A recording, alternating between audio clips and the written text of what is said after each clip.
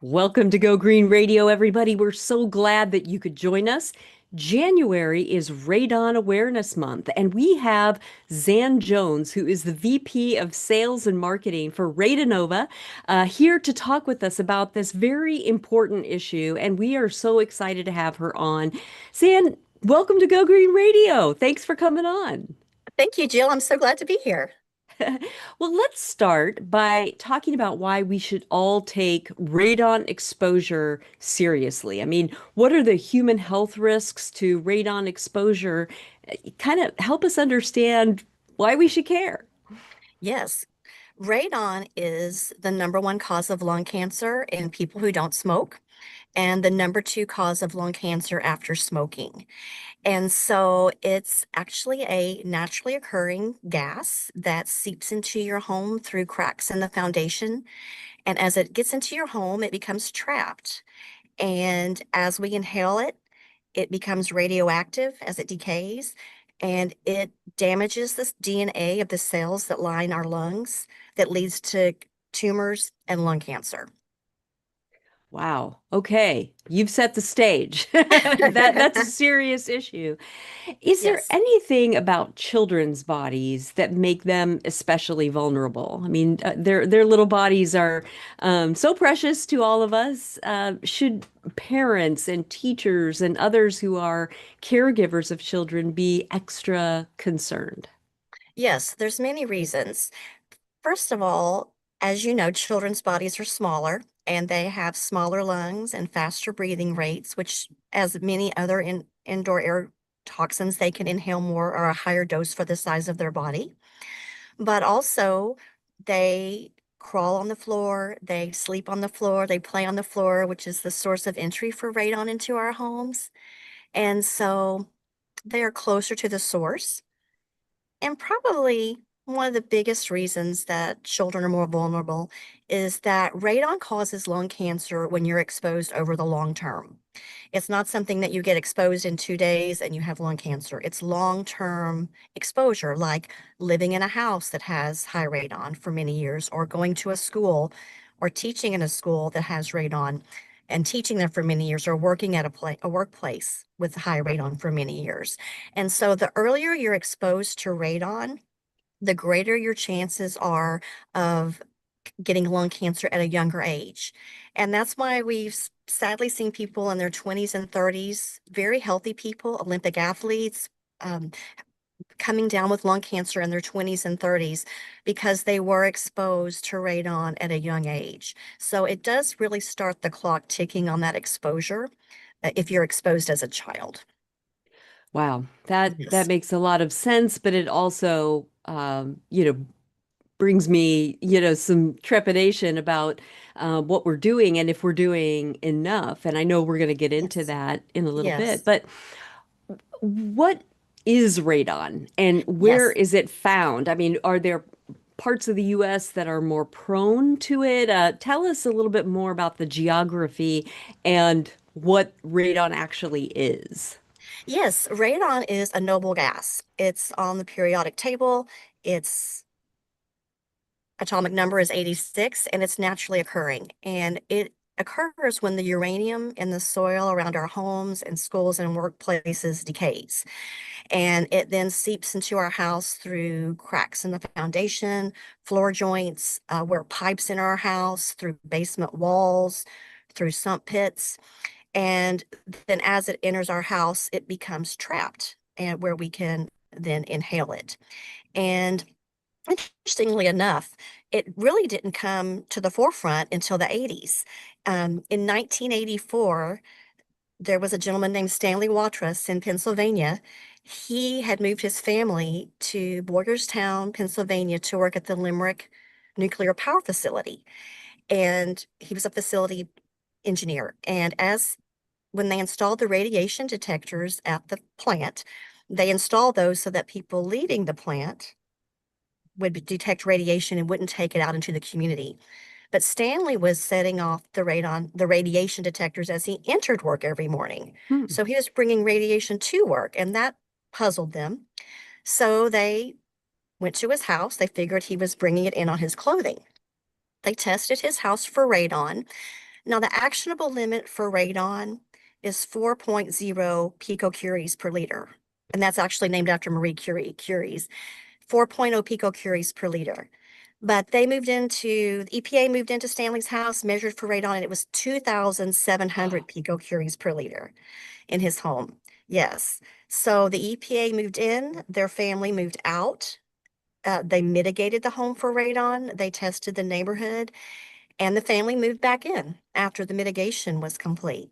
And as of several years ago, none of them came down with lung cancer. So that just proves that even if you have radon in your home, if you mitigate it, you can bring it down to a safe level and live safely.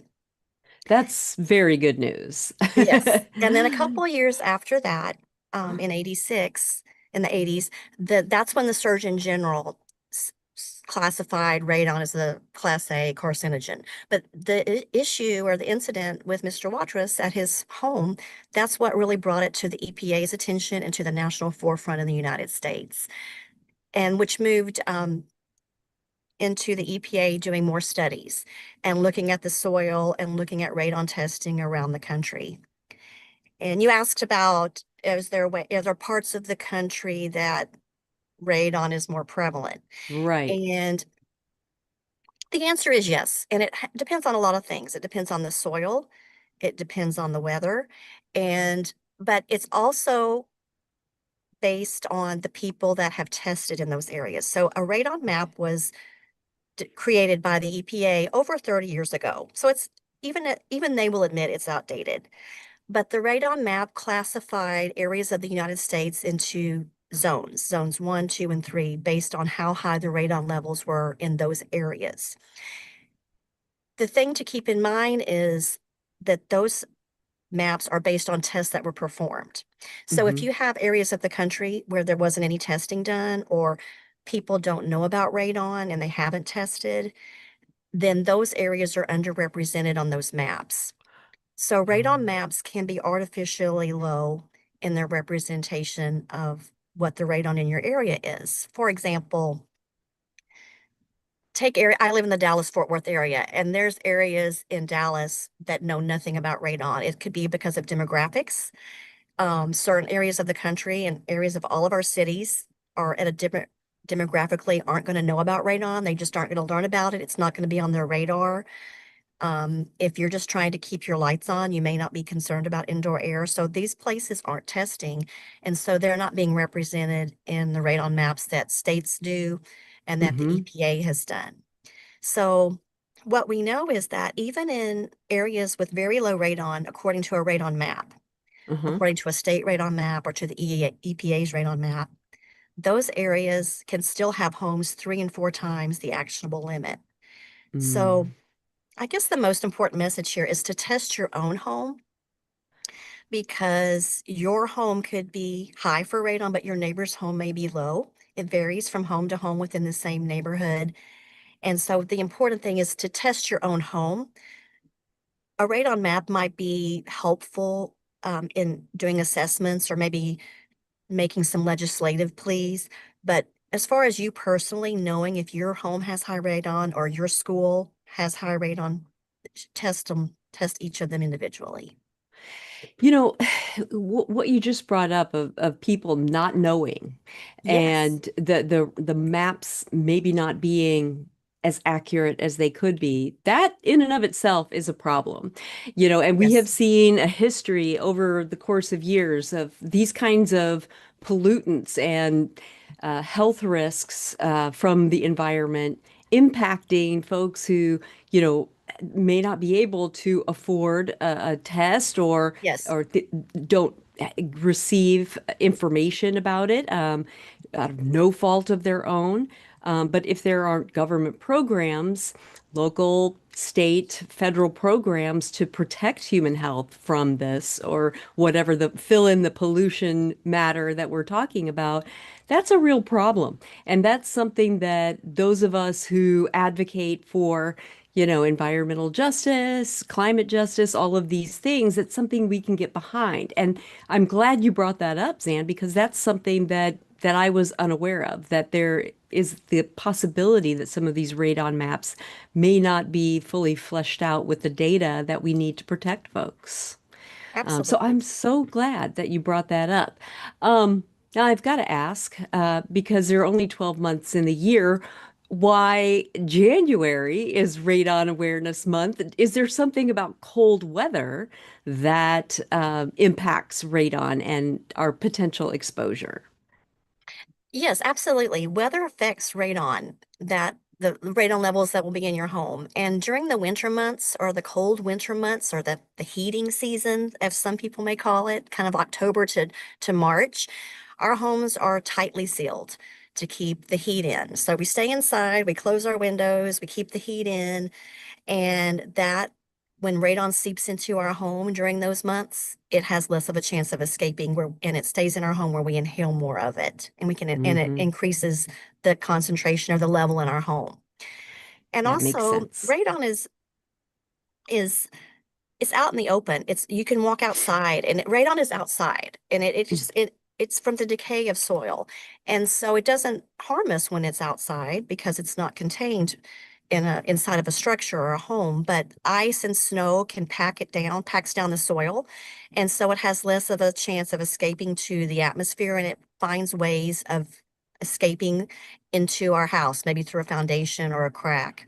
And Hmm. probably the biggest reason that we see high radon levels in the winter, and or one of the main reasons is the chimney effect, or what we call the stack effect. And when the indoor temperature is higher and the outdoor temperature is lower, as you know, heat rises. And so it creates a chimney effect where as the heat rises, it actually pulls the radon up from the ground up through our house and up into our house. And that's what causes the higher radon in our home during the cold winter months. So if I'm understanding you correctly, this isn't, radon in our homes or schools or workplaces isn't just a function of older construction. Like it's an old building, you might suspect that there's radon. This could happen in new construction as well. Absolutely. As a matter of fact, newer buildings can actually be higher risk because Wow. they are energy efficient. Starting in the Mm. 90s, we started building homes for energy efficiency. And so that holds the heat in the winter, and the windows are more tightly sealed, our doors are more tightly sealed, our roofs are hold the energy in. Also, I live in Texas, so we want to hold the cold in the summer. So the more energy efficient your home is, the more likely you are to hold radon in. So just because you have a newer home, you it does not mean that you're not at risk. Some of the newer homes, though, starting in the last couple of years, have started using what they call radon resistant new construction techniques. Mm. It's not a policy or a code in all states or even counties, but it does help. Doesn't pre It helps prevent radon from entering a home if a home Hmm. has radon resistant construction. Like it may be some caulking or sealing around the foundation, a gas mat or vapor retarder, or a gas permeable membrane under the foundation that's put in. They might put a rough in throughout the home and a power outlet in the attic so that if a radon mitigation system needs to be installed later, it's much easier. So I think over time, with newer construction, we might see reducing levels with these radon resistant new construction techniques. Well, Zan, you're bringing up a lot of things that make me think about some public policy advocacy and things that we might be able to get into code.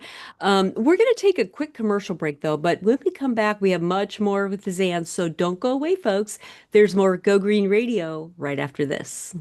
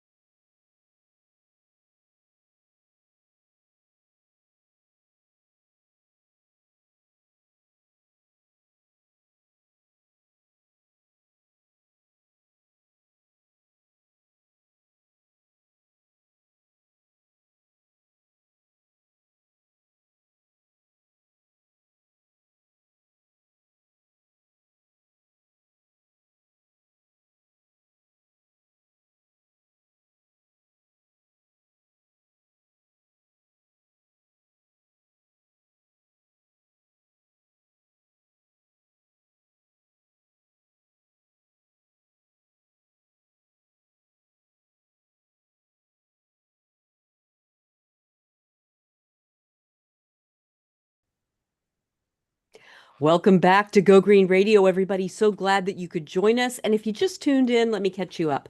Our guest today is Zan Jones. She's the VP of Sales and Marketing for a company called Radonova. And we are talking about radon because January is Radon Awareness Month, but also because it's a very important human health, public health issue that I want to bring to the forefront because this isn't something that's been around since our grandparents were parents. It's not something that, is such a well-known and decades-long situation that there's multi-generational education and outreach going on. This is fairly new and not necessarily well understood by the general public. So I'm so glad that we have Zan with us today. So Zan, tell us about your company, Radonova. How long has the company been around and what products and services do you guys provide?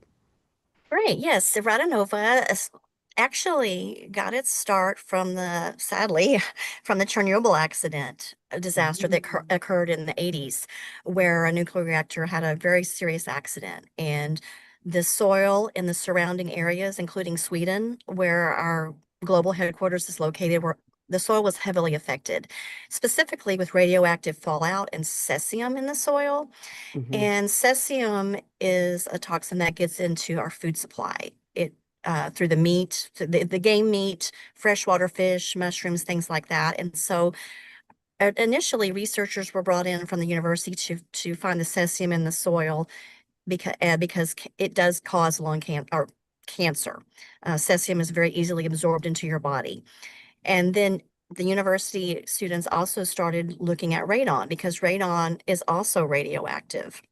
And so that's how our company was originally started after the Chernobyl accident and now today, over 30 years later, our core product and our core jobs are in radon measurement. And that's Hmm. specifically what we do. We still do a little bit of cesium measurement, but primarily radon. And you guys have monitors, correct? Different Yes, types of monitors. Tell us just a that's little bit about those products. yes, there's two kinds of radon measurement. There's passive and active. And we have both types of measurement types. Passive is a radon detector that you put in your home. It's maybe 4x4 radon detector, and you put it in your home. You set it there for 2 to 4 days if it's a short-term test, or for 90 days to a year for a long-term test. You just set it in your Hmm. home in the proper location. At the end of the measurement period, you mail it into the lab, and the lab analyzes it and reports back your radon measurement in picocuries per liter.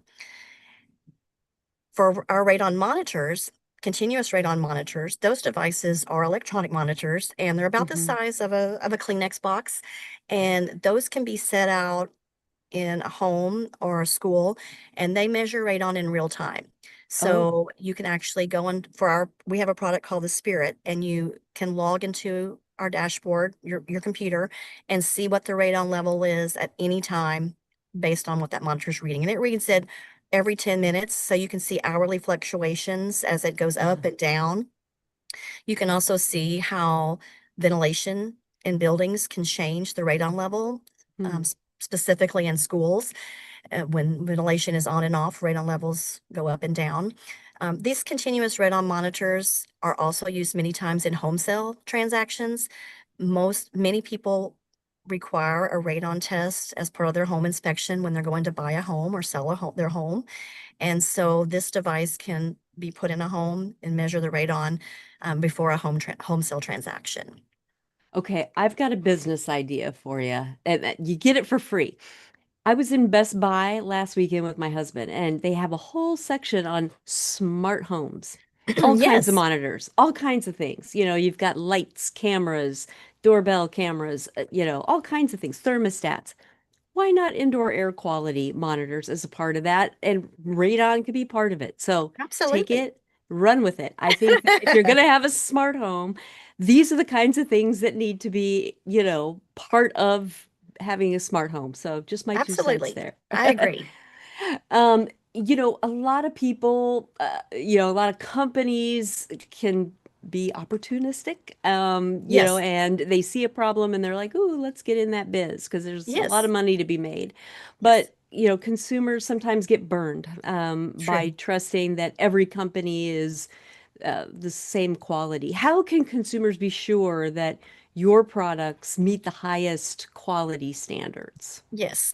Well, and to your point, so for radon measurement, the longer you can measure, the more accurate your result will be. So many times, it's completely within the standards to do a 2 to 4 day radon measurement in your home, and use that for a home sale transaction, or to use that to decide if you should mitigate your home.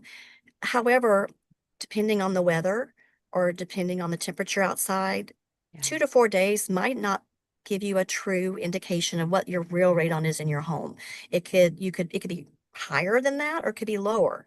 And so you could mitigate and not need to mitigate, or you could need to mitigate and you don't. So the longer you can test, a long-term test can provide the most accurate result over the long term to know what your true Mhm. radon is in your property, in your home, in your school.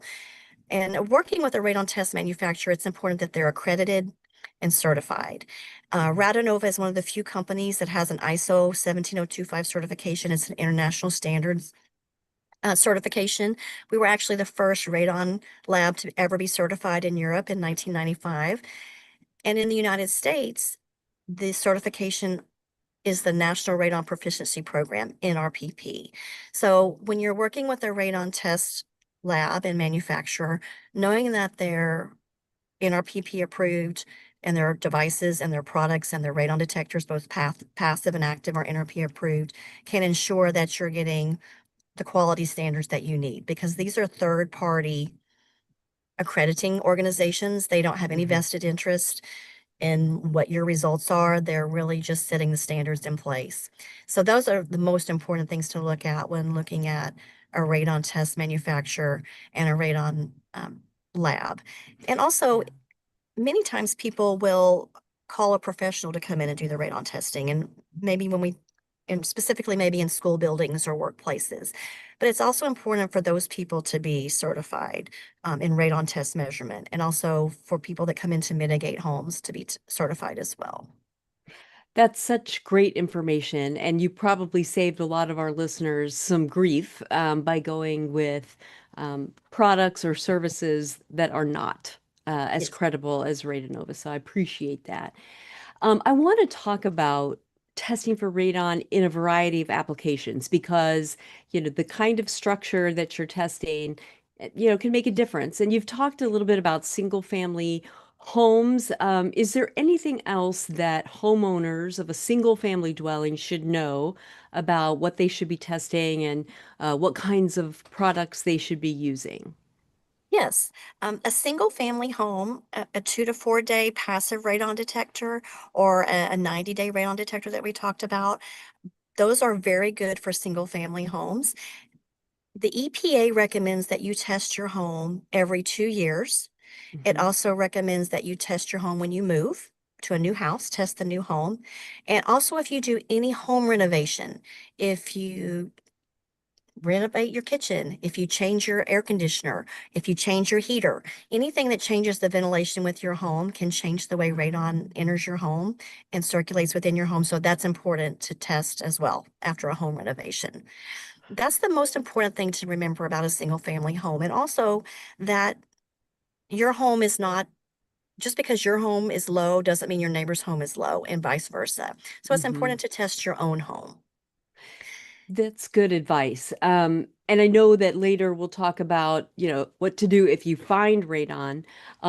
But I want to go to, the situation that many of our listeners are in, including my own kids, in multifamily dwellings. You know, Absolutely. you have a very different access in terms of, places in the building where you might put a monitor and that kind of stuff. If Mhm. talk to our listeners who live in multifamily dwellings, what should they be doing? Yes, multifamily dwellings have very specific requirements for how you test for radon. We follow the ANSI ARST standards, ANSI, Hmm. and then AARST standards. Our industry Hmm. does, and that calls for testing 100% of the ground floor units in apartment buildings, Okay. and then 10% of the upper floor buildings. And a certified professional will know where to place the radon detectors within the apartment units because we know that your apartment may be high and the person next door may be low. It can be different. So every apartment on the ground floor should be tested. And there's certain places that a detector shouldn't be placed. And goes the same for homes as well. Do not put them in kitchens, bathrooms, or laundry rooms anywhere near a Mm, source of water okay. or humidity. Um, don't put them on windowsills.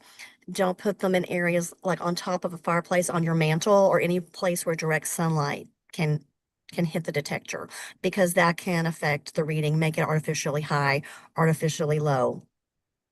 But with Okay. apartments, closed building conditions are typically required. That means that you'll get a letter usually from your apartment building explaining what's going on in the property and with some Hmm. instructions about, please don't leave your windows open, keep your sliding glass door closed because a closed building condition in your unit will need to be maintained to know your true radon. If you crack your window, then the radon will escape and it will appear that your unit is low, Okay. artificially low. Let's pivot to schools and daycares where those Yes, vulnerable little bodies are. yes, What should they be doing? yes. Schools, we know you spend 8 to 10 hours a day in a school, teachers and students. And a continuous radon monitor, which is an electronic monitor we talked about earlier, is something that works really well in schools because you can see the readings as the day progresses. The important thing Hmm. about testing for radon in schools is that we test during the school year when school's in session. Many times it's people think, oh, we should test in the summer or on the holiday so we don't bother anybody. But it really doesn't bother people to test for radon because you simply are placing a detector or a monitor in one location and you're not touching it until you go and retrieve it to take it back to the lab. And so it's required that you test 100% of the ground level classrooms in a school building and Hmm. 10% of the upper rooms as well. Also, any room on the ground floor that's occupied. Hmm. Another thing about schools is that they turn off the ventilation on the weekends and after Hmm. school and during the holidays. They Hmm. have demand control ventilation or time control ventilation. And what we know is that radon goes up during those times. Hmm. And so if you are testing during those times, it's going to look like the radon is very high when it Hmm. may actually be lower during the school day. Yeah, So when that that's ventilation is on, right? yes, and Yeah. yes, and so actually some schools have reduced their radon to a safer level by just turning the ventilation on 2 hours earlier on Monday and Yeah. getting that flowing through the building sooner. And but less than half the schools in the United States require testing in schools, and Hmm. so that's Another something public policy issue it's a we can big advocate for. opportunity. You may have heard of Absolutely. you may have heard of the Gail Orcutt law that was passed in Iowa Yeah. several years ago. She was a teacher in a school there in Iowa, Hmm. and she taught for many years and she had lung cancer. The school had high radon. She never smoked, and she actually got a bill passed that requires radon testing in schools and also mitigation if it's high. She actually passed away before the law was put in Oh. place, but the bill had been presented while she was still alive. But other states have similar requirements. It just depends on the state. But like you said, lots of policy opportunity, Yep. Jill. We've got work to do after this show. You're putting us to work. Well, we're going to take a quick commercial break. But when we come back, we have much more with Zan Jones talking about radon. So don't go away, folks. There's more Go Green Radio right after this.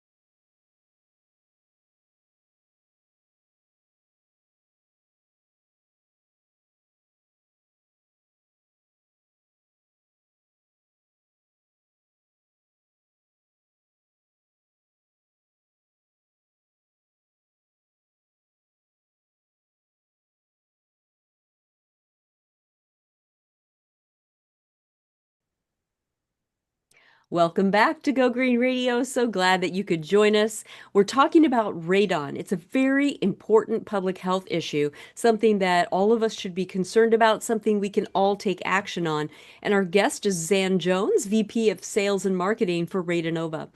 So we talked a little bit about schools, in the last segment, Zan, but we didn't get to daycares.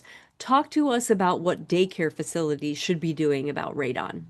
Yes, daycares are very similar to schools in that children can spend 30 to 50 hours a week in a daycare. Same with the people that work there.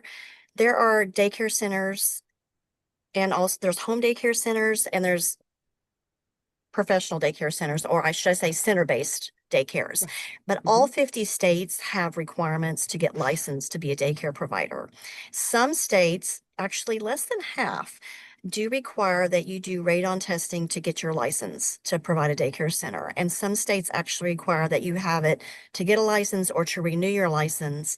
And some other states require that if it is high, 4.0 picocuries per liter or higher, that it has to be mitigated.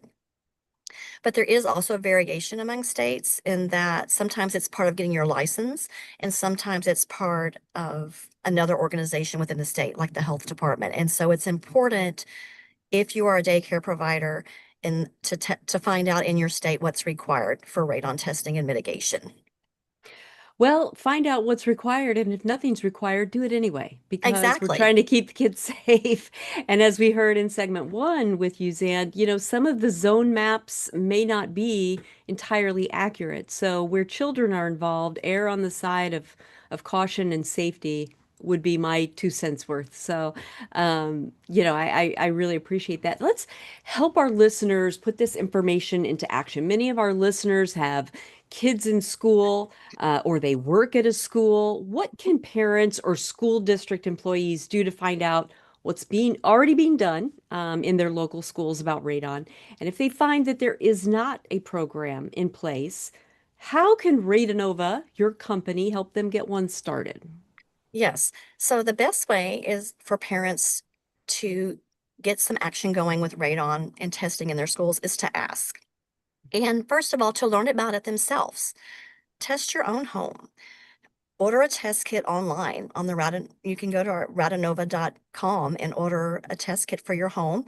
They're very simple to do on your own, but learn about it and ask the principal, the facility manager, or the district if they've tested. And if they have, ask when the last test was performed because it's relatively inexpensive for a school district to perform radon testing.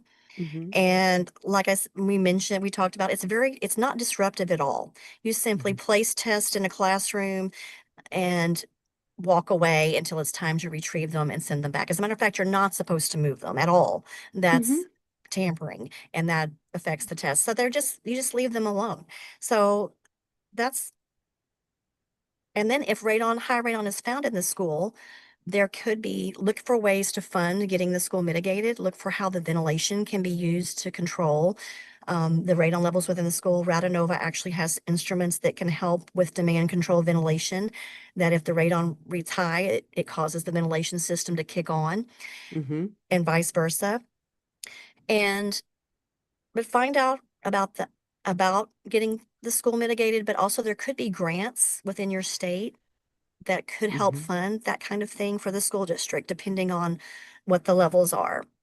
Yeah, and believe it or not, because working with schools is my day job as CEO of the Go Green Initiative, and we have a lot of schools in this country with no mechanical ventilation.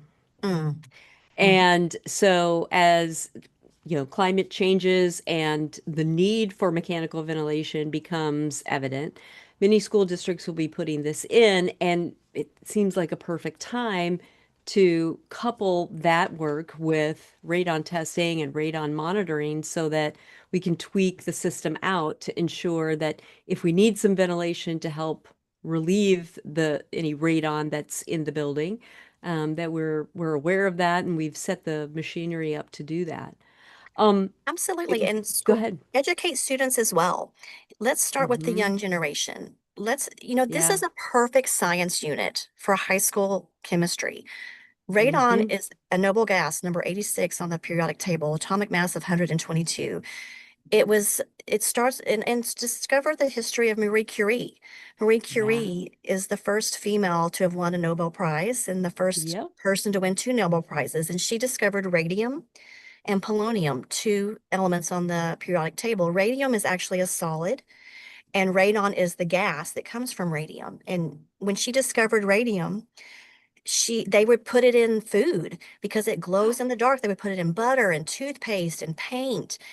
Oh And you my. might have, if you've ever seen the movie The Radium Girls, they would paint watch dials with radium paint so that the numbers would glow in the dark. And in between paint strokes, they would lick their paintbrush, Oh and no. they all died from radium poisoning. As a matter of fact, Marie Curie is buried in a lead-lined coffin, and her manuscripts are still radioactive today.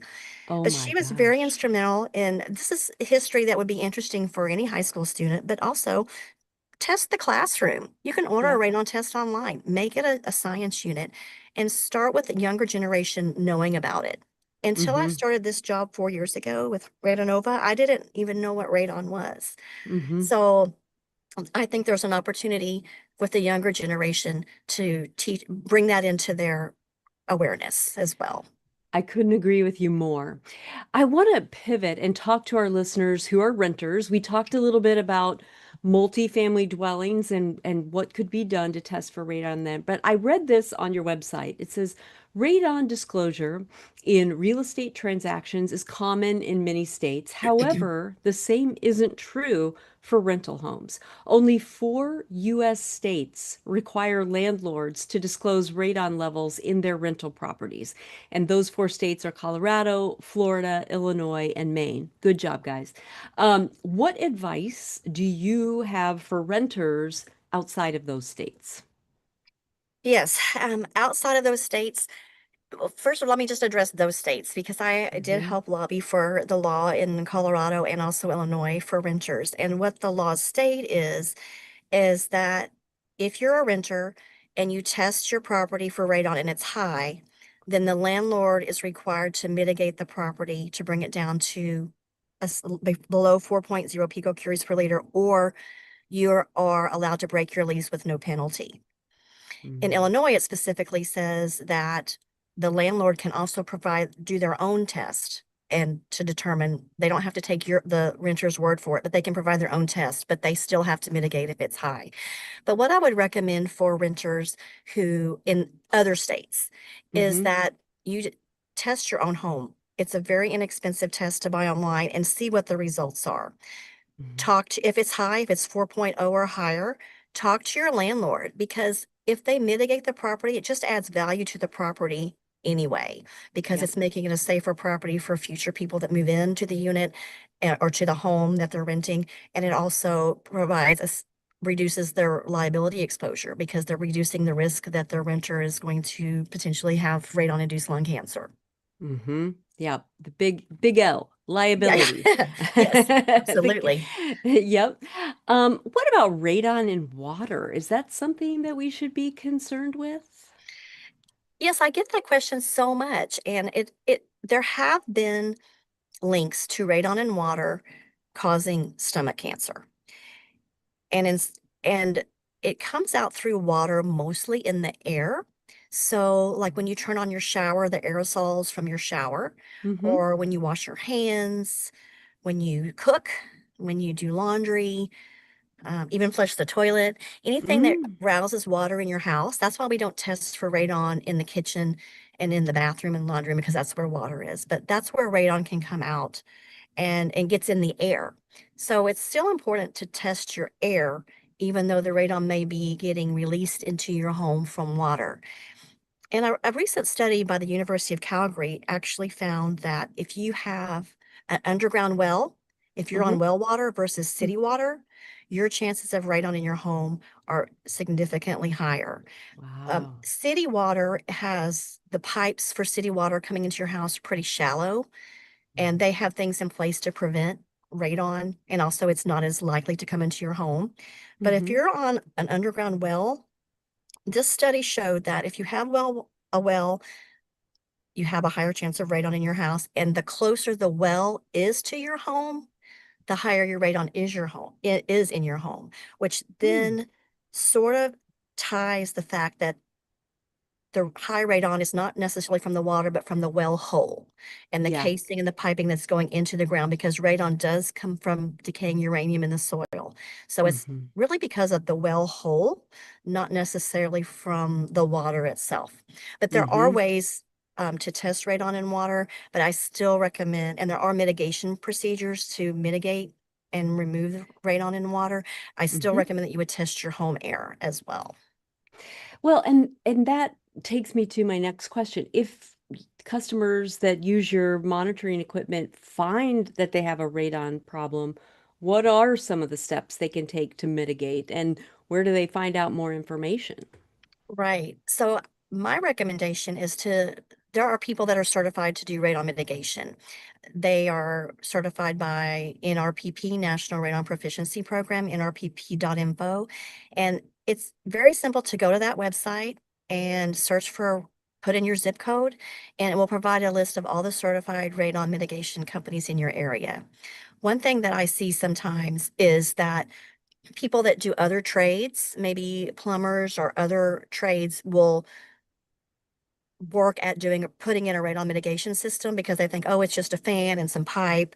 But I recommend, and Radonova recommends that you use a certified radon mitigator because they understand how radon moves within a home, how it Hmm. can be in different pockets in your home in the proper way and the proper clearances for installing the fan and pipes to make sure that it's safely vented out of your home Hmm. instead of back into your home. So Right. that's what I would recommend. Well, and I know that you have, folks that we can find on your website. What's the upside for a radon professional to partner with Radonova? Yes, as partnering with Radonova is knowing that you're working with a certified company. So we're certified in providing radon tests. Our lab is certified. Our reports are certified. We provide reports that can be, for a professional, we can tailor the reports for your business. We can have them with your logo on the report. We also Mm. have an online portal that where you can access all your information at all times and pull multiple reports and a dashboard. If you do a multifamily measurement, you can pull all the reports and all the measurements from all the different buildings in one property. And so partnering with us just lets you know that you're working with a company that's been around over 30 years, that's got your back and that is providing things that are going to help you comply, help you make sure you can be confident in the results you're providing your customers and reducing the chances of radon or a radon-induced lung cancer for your customers. I love it. We're going to take a quick commercial break, but when we come back, we've got a lot more to talk about with Zan Jones. So don't go away, folks. There's more Go Green Radio right after this.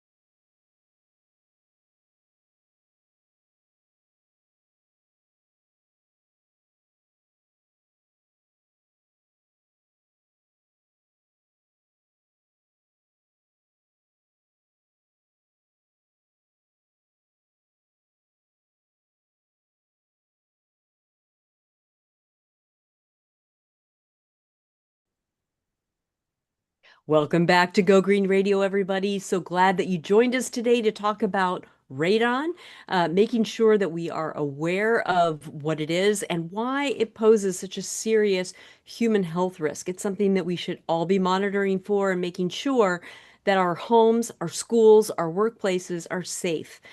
We're joined again by Zan Jones, the VP of Sales and Marketing for Radonova, a company that's been around for a long time and has a great story, great credibility, and I'm happy to have her on. Zan, in the day and age in which we live, and I won't go into all the particulars, but I think it's important for us to underscore that radon is in no way political. It's very apolitical. And it's an important and preventable public health issue. In fact, Governor Greg Abbott of this great state of Texas has officially proclaimed January 2026 as Radon Action Month in Texas, which is awesome. Talk to us about some of the ways that the state of Texas will be encouraging residents to take action on radon this month. Thank you. Yes, this is the second year in a row that the governor of Texas has proclaimed January as Radon Action Month, and several governors around the country have also done the same. But I'm really excited about Texas because it just gives some credibility to Yep. what we're talking about in the public. And we are sharing stories this month during Radon Action Month. What tends to move people to action is hearing a story about someone with lung cancer that Hmm. has radon. And we just talked to someone in North Texas, which is an area that most people say, oh, there's no radon in North Texas. Well, a retired Dallas ISD science teacher has stage Oh, 4 lung cancer. And she oh, tested her home for never smoked, very healthy lifestyle. She tested her and she taught science. She had never heard of the radon, the risk of lung cancer and radon, but she tested her hmm. home after doing some Google searching after she was diagnosed with stage 4 lung cancer and found that Hmm. her home was between 10 and 11.6 picocuries per liter and Hmm. the actionable limit is 4. So Right. she's had her home mitigated, but we've shared this story with the local media. We've just organized an Indoor Environments Association chapter in Texas and Oklahoma to help all the professionals in Texas that do radon measurement and radon mitigation, and also people that support those agencies, lung associations all talk about ways that we can improve awareness. And one Hmm. thing that Radonova has done the last several years is we learned that coincidentally, January is also National Blood Donor Month, Oh. as well as being Radon Action Month. And so we partner at local blood drives during the month to provide radon tests for people that are donating blood with the I idea love of that. helping save, they're helping save a life and we're helping save a life. And just getting those conversations started with people who Mhm. care about their health and care about the health of others. Well, I mean, I have to be honest, Zan. I mean, it's only been fairly recently that I became aware of what a critical issue radon is. And I have been working in protecting children's health from environmental toxins for over 20 years. And this just never made it to the top of my radar screen in the same way that other pollutants have. And I think, one of the things that we find so often is that if there's a big corporate polluter to blame and to fight, that can sometimes generate more attention than saying, well, it's naturally occurring in the dirt. Watch Well, how do you out. regulate that? You can't Yeah, regulate something that occurs naturally. exactly. Absolutely. And yet the consequences of inaction couldn't be more serious. It's literally a matter of life and death. It I want to truly ask you is. a personal question, Yes. Zan, if I Okay. can. What's the best part of your job? Why are you so passionate about your work at Radonova? Well, I think the best part is knowing that there could be someone in 10 years sitting in their living room with their family that never got lung cancer because of a test that we provided or an accurate reading that we provided, and they mitigated their home, or they lung cancer never entered their history. Or that we wrote an article in our marketing efforts that gave someone an idea to test their home, or help them know what lung cancer, radon-induced lung cancer is, and to mitigate their home. But just helping know that what I'm doing on a daily basis is helping save lives and helping prevent lung cancer, because there is a stigma with lung cancer. Yep. Many people think that if you have lung cancer, you you brought it on yourself, you smoked. And Hmm. as we've talked about today, 21,000 people in the US, that's probably underestimated, get Hmm. radon-induced lung cancer every year, 1,500 people in Texas. And usually when lung cancer is diagnosed, it's at stage 4. Yeah. And so it's pretty far along. But knowing that I'm helping move that message forward and help remove the stigma from lung cancer. Um, Lung cancer actually causes more deaths than prostate, breast cancer, and colon cancer combined. Wow. And smoking actually causes those cancers as well, but they don't have the Yeah. stigma. And Mhm. so pushing this kind of conversation that like you giving me this time to talk about this is what keeps me uh, energized to keep pushing. So many times I get emails and social media comments from uh, people who are young in their career, maybe college students or young adults who want a quote unquote green job. They want something in sustainability, something in public health or environmental sustainability in some way. And one of the things that I always tell them is you can take your passion for that into any profession. You could be an artist, you could be an engineer, you could be an architect, you could be an accountant, you could be a plumber, you could be an electrician. There's so many ways. And here you are in sales and marketing with this kind of passion for protecting public health from environmental pollutants and toxins. And I just think that your story underscores what I try to tell, young folks in their career. If you want that type of career, if you want that kind of focus, follow your passion, follow your strengths and your abilities, and take that with you. It applies to every industry at this point. I agree with you, Jill. You can find it anywhere. Finding meaning in what you're doing is 90% of the thing of what we do in our life is just find passion that we're doing. And when you're in a sales and marketing job, sometimes you're just trying to sell stuff. You're just trying to Yeah, market stuff. But that's really not all it is. It's right. helping people. That's right. Because it is an awareness month, for radon, what Mhm, can our listeners do to mhm. promote it in their own communities, in their own families? What can they do to be part of raising awareness? Yes. Well, test your home. Test your home for radon. Order a test kit from the Radonova website. Tell your friends you're testing your home. Radon-induced lung cancer is very preventable. Yes. Radon is invisible, it's odorless and colorless, but the solution isn't. It's very tangible. A test is very easy to do, Recording stopped. and it's very simple and effective. So that's what I would recommend.